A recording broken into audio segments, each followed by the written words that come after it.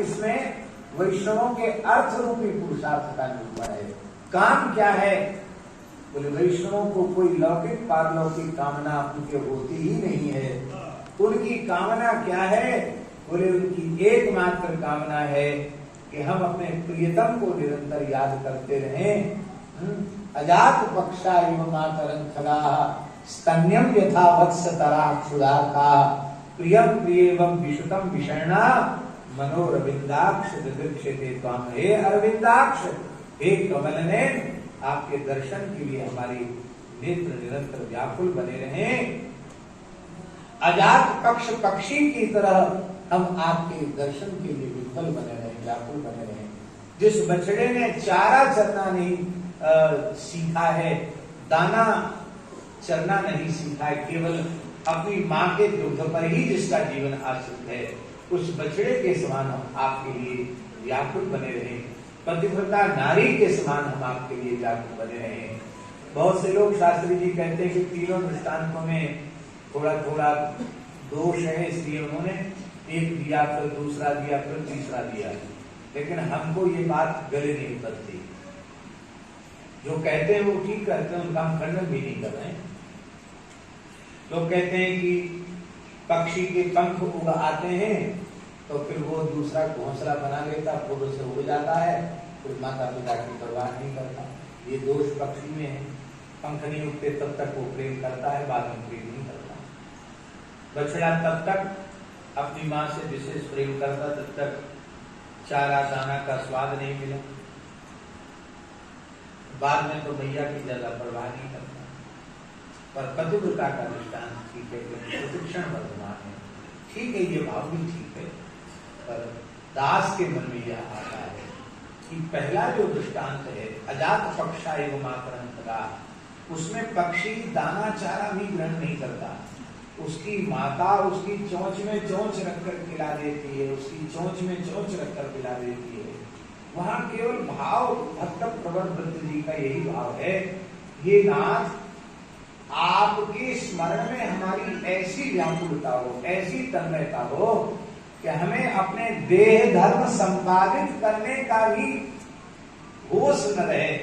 हमको कब आप ही खिला गए, कब आप ही पिला गए, यह आप करें, मैं तो केवल आपको पुकारूं। ये दूसरा, उसमें क्या है? पहले दृष्टांत में पक्षी दाना पानी अपनी माता से प्राप्त करता है, पर बछड़ा दाना पानी तो गाय चलती है, बछड़ा दाना पानी से तृप्त नहीं होता, तो गाय के दुग्ध से तृप्त होता है। इसलिए दूसरे दृष्टांत का भाव यह है, हे प्रभु, मैं आपसे लौकिक पदार्थ पाकर तृप्त न हूं, मैं आपका प्यार पाकर, आपका वात्सल्य पाकर मैं खुश हूं। और तीसरा पतिव्रता का दृष्टांत। पतिव्रता का दृष्टांत तो इसमें तो ज्यादा कुछ विचार की आवश्यकता नहीं।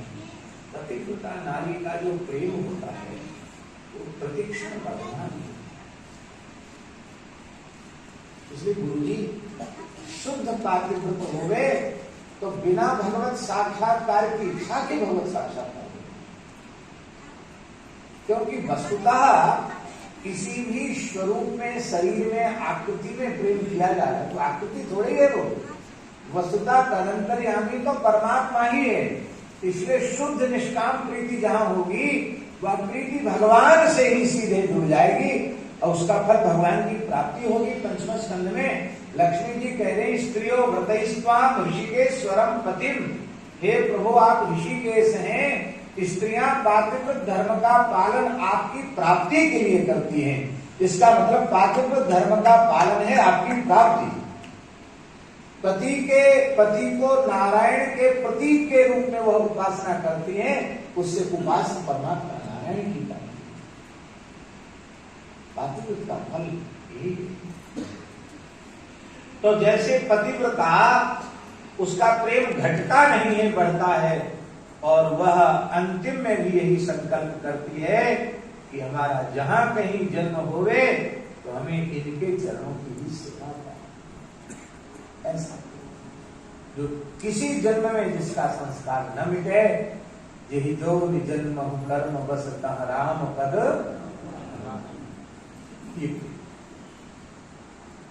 तो ये है वैष्णवों का काम।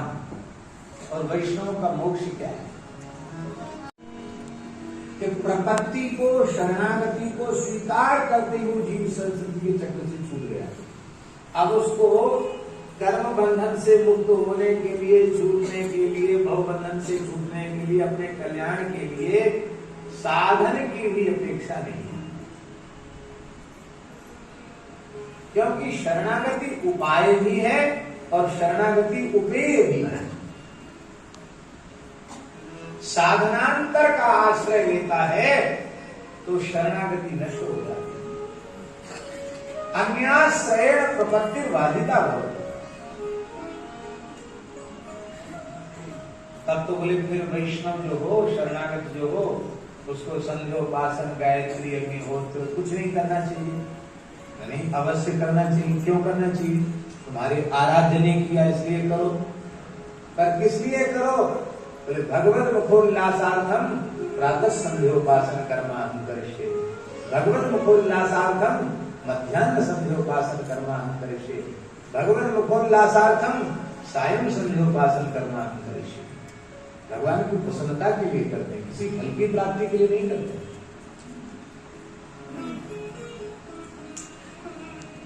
भगवान प्रसन्न हो, क्या नहीं मिलेगा भगवान की प्रसन्नता से? कायेन वाचा मनसेन्द्रियैर्वा बुद्ध्यात्मना वा करोति यद्यत् सकलं परस्मै नारायणायेति समर्पयेत्।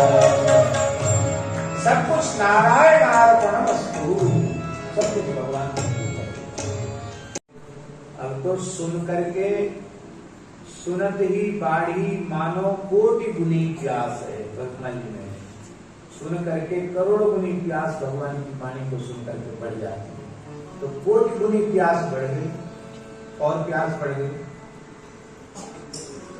तब उन्होंने कहा कि आपने इनका तो परिचय दे दिया, पर जो और ज्येष्ठ श्रेष्ठ हैं, जिनकी अंग कांति से मरकत मणि को भी कांति मिली है, उनका परिचय तो आपने दिया नहीं।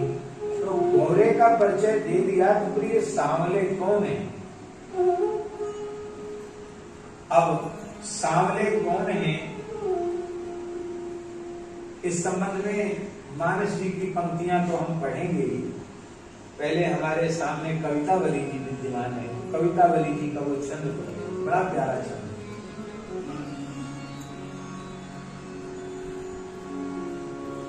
शीश जटा उर्बाहु विशाल, विलोचन लाल, तिरछी सी भौहें, तून सरासन बाण धरे, तुलसी वन मार्ग में सुचि सोए, सादर बारही बार सुभाए,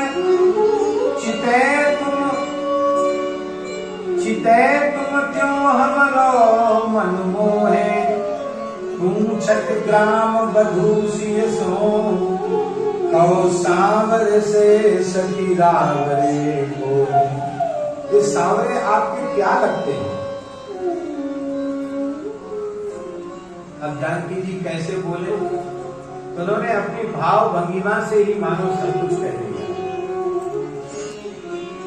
सुनी सुंदर बैन सुधारस साने, सुनी सुंदर बैन सुधारस साने, सयानी है जाने की जानी भली तिरछे करने दैसेन तुम्हें समझाए कछु मुस्काए चली। किशोरी जी ने थोड़ा अपना घूंघट ऐसे किया, तिरछे चितवन से देखा, थोड़ी मुस्कुरा करके थोड़ी लजा गई। मानो इस भाव भंगिमा में ही उन्होंने कह दिया कि मेरे प्राण धन जीवन सर्वस्व मेरे प्राणेश्वर हैं, पतिदेव हैं। तुलसी ते ही अवसर सोहे समय अवलोकति लोचन लाहु हरि। इस प्रेम भरी तिरछी चितवन से अपने प्राण जीवन धन की ओर देखने की जो झांकी है, उस झांकी के दर्शन का सौभाग्य नहीं मिला। अब यहाँ एक बात बहुत ध्यान देने की है कि इस झांकी का किशोरी जी बड़ी प्रेम भरी चितवन से श्री रघुनाथ जी को देखकर लजा रही है, तो ये जो झांकी है, ये झांकी दर्शन का सौभाग्य उन ग्राम बधूटियों को कैसे मिल गया? दास को लगता है एक ही उसमें कारण है कि श्री किशोरी जी से उन्होंने संबंध स्थापित कर लिया। आप हमारी स्वामिनी हैं, और जब स्वामिनी है तो सहचरियों को ही ये प्रिया जी की अवलोकन देखने का सुख, लाल जी की प्रिया जी की ओर देखने का अवलोकन का जो सुख है, युगल को परस्पर एक दूसरे को निहारने की जो भंगिमा है, उसके दर्शन का सुख सबको प्राप्त है।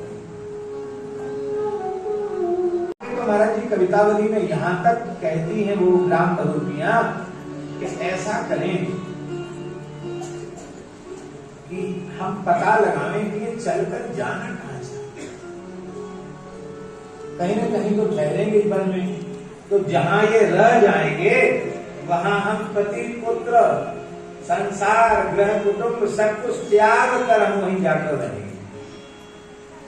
बोले तुम हम लोगों का तो स्त्री शरीर है, सब छोड़ के वहां चली जाओगी, अब फिर कथनचित वहां अनुकूलता न बनी लौट के आओगी, और पति ने कह दिया, ससुर ने कह दिया, और उधर माता पिता ने भी कह दिया कि गई अपने मन से तो जाओ, अब हम तुम्हें आश्रय नहीं देंगे, ना माता पिता रखें ना पति पुत्र रखें, तब हमारा क्या होगा? तो वे कहती हैं कि अब इसकी परवाह हमें छोड़ देना, हमें संसार आदर करे या हमारा संसार त्याग करे, इसकी हमें परवाह नहीं है। हमें तो लोक लज्जा का त्याग करके और जहां ये श्याम सुंदर मेघ श्याम निवास करेंगे वहीं हमको इनकी सन्निधि में रहना चाहिए। अब गुरु जी गोपी गीत का भाव और इन ग्राम बधूटियों के गीत के भाव में क्या अंतर दिख रहा है?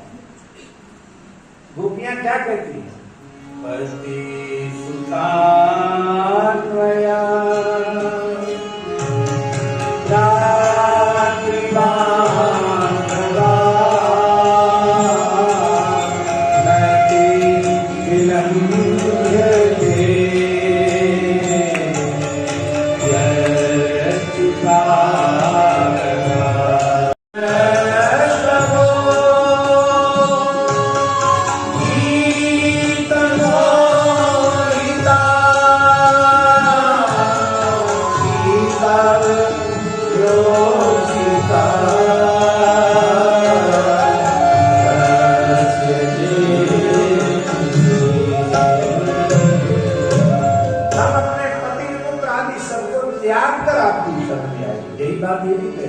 सबको छोड़ के चलेगी। धन धीर कहें चलो देखिए जाए जहां सजनी रजनी रही है, कहीं है जग खोज न सोच कछु, संसार में हमारी निंदा होगी होने दो, हर लोचन आपन तोड़ रही, हम तो नेत्रों को सुमन करेंगे। सकुपाई कान सुने बतियां कल, इनसे कुछ मांगेंगे नहीं, न कंद मल फल फूल कुछ नहीं मांगेंगे, हाँ ये मीठी मीठी बातें जरूर करेंगे। रात में या कभी जब कुछ अवसर मिलेगा, ये श्याम सुंदर और ये गौर सुंदरी, ये दोनों मिलकर मीठी मीठी बातें जरूर करेंगे। बस इनकी परस्पर के अवलोकन को देखकर और इनकी मीठी वाणी सुनकर के ही धन्य हो जाएंगे। हमें इसके अलावा कुछ चाहिए नहीं। सुख पाई है कान सुने बतिया, कल आप उसमें कछु पे कहिए। तुलसी अति प्रेम लगी पलके, पुल की लकीरा और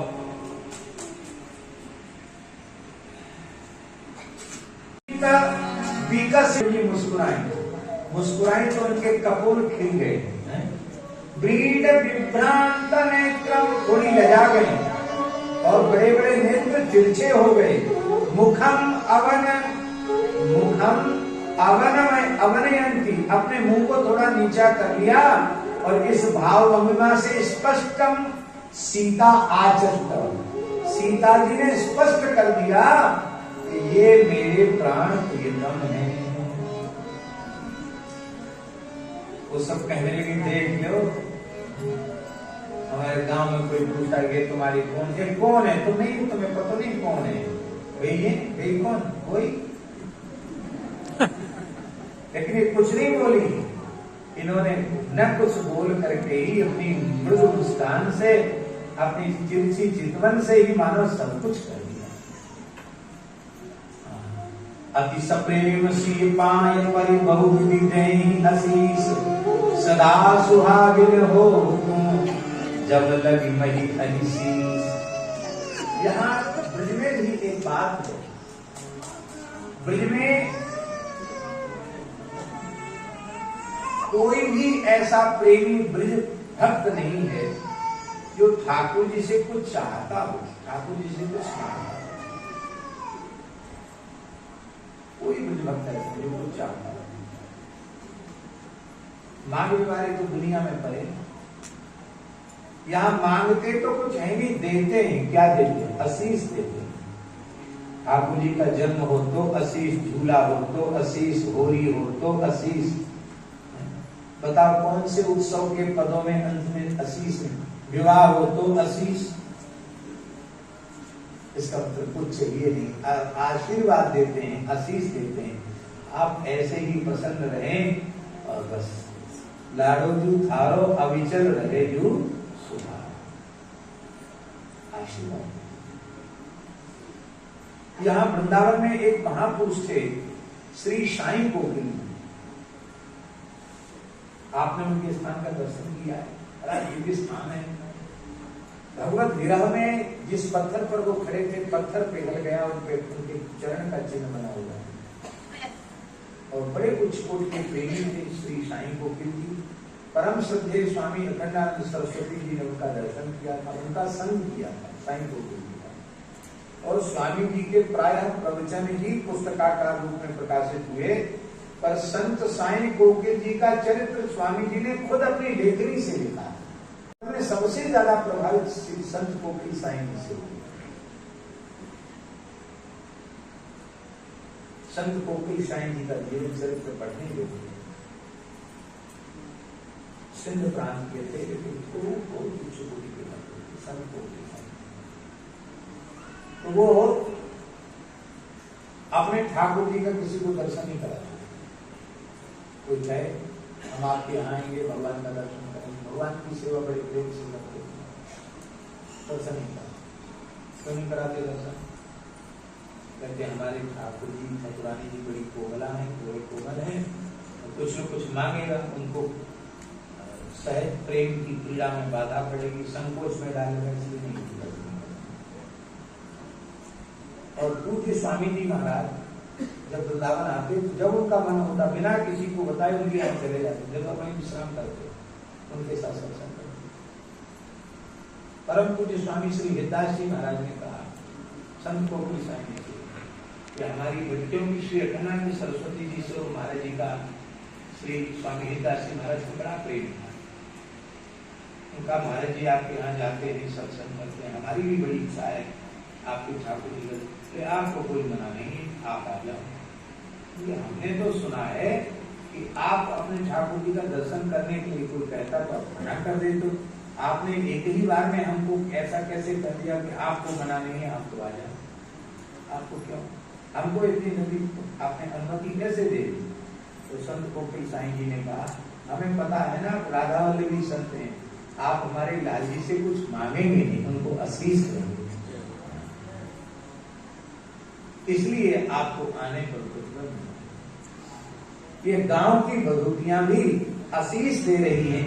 ये कहती अति सप्रेम सी पाए परी, बड़े प्रेम से किशोरी जी के चरणों में अपना मस्तक रखती हैं और अनेक प्रकार से आशीर्वाद देती हैं। बहुविधि देहि आशीष सदा सुहागिन हो तुम, जब लगी मही अहिशीष। जब तक भगवान शेष के मस्तक पर ये मूर्ति विराजमान है, तब तक हे स्वामिनी जी आपका अविचल सुहाग रहे। अविचल सुहाग का आशीर्वाद देती हैं।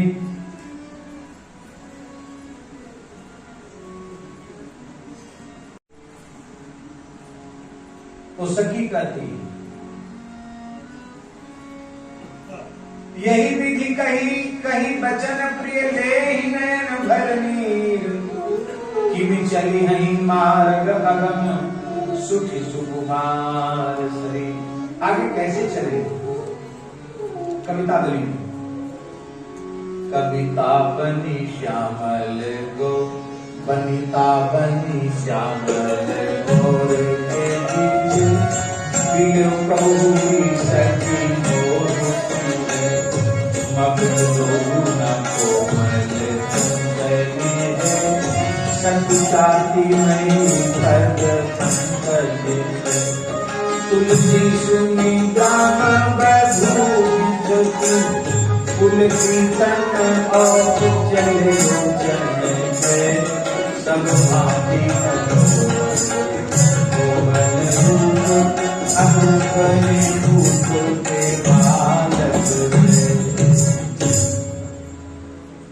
वो कहती हैं कि अली सखी श्याम गौर के मध्य में ये जो वनिता चल रही हैं, ये मार्ग में चलने के लायक तो है नहीं। जब ये अपना पद विन्यास करती हैं, अपने चरण को ऐसे उठाकर धरती पर रखती हैं, तो सकुचाति मही पद पंकज छ्वे, इनके चरण को छू करके धरती सकोच में पिघल जाती, माखन जैसी हो जाती है। और इतना कह करके वे पुलकित हो गई, उनके नेत्रों से प्रेमाश्रु जल की धार बह चली और फिर कहती है अरे सखी ये भी अनुपमा है और ये श्याम गौर किशोर भी अनुपम है। क्या कहना पड़े तो अब क्या करें? अब ये तो हमारे बस में है नहीं कि हम इनको रोक लें, ये तो जा रहे हैं तो जाएंगे ही। जो हम कर सकते हैं उतना हमको करना। क्या कर सकते हैं? मन में बिठा ले तो महान है चलायमान, झूमता झूठे जग प्रेम के हिलोरों में, मुख में सरस्वती के कारण बसेंगे नहीं, क्योंकि उसने ही डाला बन के टकोरों में। कोई कहती है इनको मन में भी चंचलम ही मन कृष्ण प्रमाथि बलभद्रम तस्याहम विग्रहम मन्ये वायुरिव सुदुष्कर। मन चंचल है, ये तो संसार के झूठे माया मोह में हिंदा डूबा रहता है, चलायमान बना रहता है। मन भी इनके लायक हो। तो ऐसा करो श्री सीताराम श्री सीताराम श्री सीताराम, इनका नाम भी लेकर इनको मुख में बसा लो। लेकिन उसमें भी नहीं बसेंगे। क्यों? कि जिह्वा पर सरस्वती का निवास है और सरस्वती ने ही तो देवताओं की प्रार्थना स्वीकार करके पहले मंथरा की बुद्धि को बिगाड़ा और फिर केके पर भी प्रभाव डाल दिया और बताओ ये बनने चले आए। तो सरस्वती जी भी मुख में रहती हैं और उन्होंने ही वनवास कराया है, इसलिए मुख में ले लिया।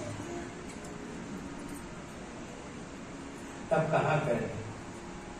तो कहते बिंदु कवि एक ही है सुखद निवास ग्रह। बिंदु कवि कवि लिखा है। बिंदु कवि एक ही है सुखद निवास ग्रह कौन, तीनों ही सुपास कर लेंगे दृढ़कोरों में। इनको दृढ़कोरों में बसा लो, इनको नेत्रों में बसा लो। कहां कहां, बोले पूतरी में रामलाल, पूतरी श्याम होती ना, पूतरी में रामलाल और सीपी में लखनलाल। सीपी के समान जो सफेद सफेद चमकती हुई आंखें, सीपी में लखनलाल और लाडली जी लाल लाल डोरों के हिडोरों में। ये जो डोरे खींचे हुए हैं, ये डोरों के हिडोरे में श्री लाडली जी को ध्यान है। माने श्री राम लक्ष्मण जानकी तीनों को आंखों में बसा लें, ऐसा भाव।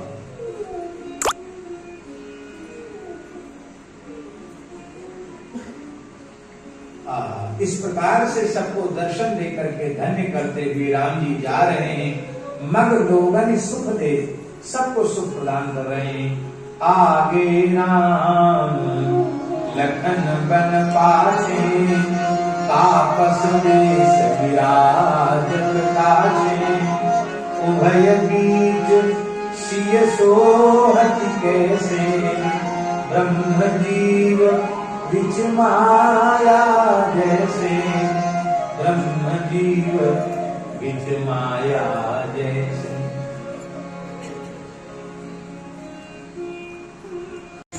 राम जय